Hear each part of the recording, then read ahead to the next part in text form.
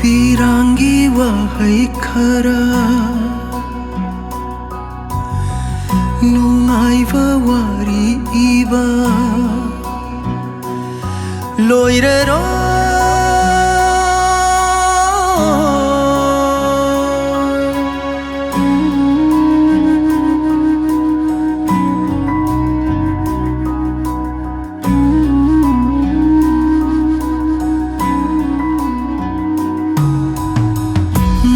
Khuna thingba lambi hawa bawa katlising nunggi thamoi ni nangdi amuk thot laroy pale pham khangde matam mai nung da hingle thawai punsi I chelgi pau khum hang laroy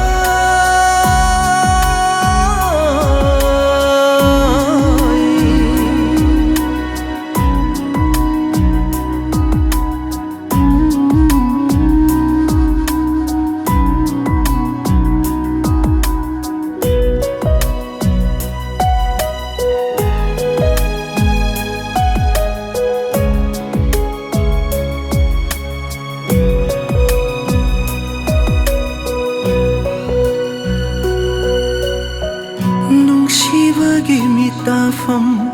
yening kang han banang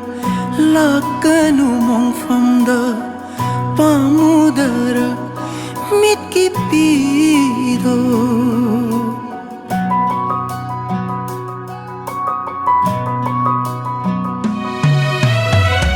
aina hana sivada kakkanu nandi kaina vakayagi Aroiba mapukni ning sing binu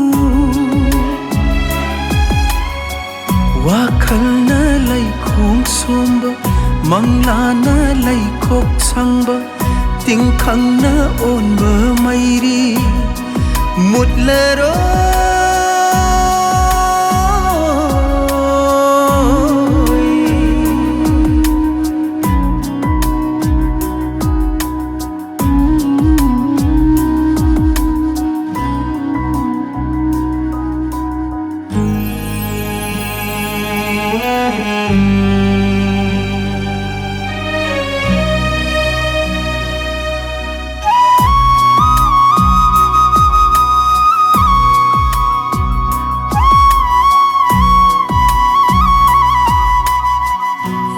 Sivi nang tanani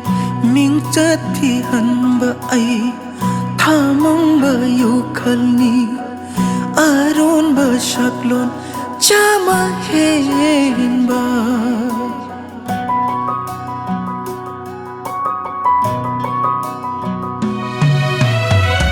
ai gi lai te waroi shin ngau chat na ba choi ron ni Yek na ba oiram ne punsi na khong loi ni khan jaruba malang da tum li lainam haudo pata de thamoi laina da sakdam ama yek laro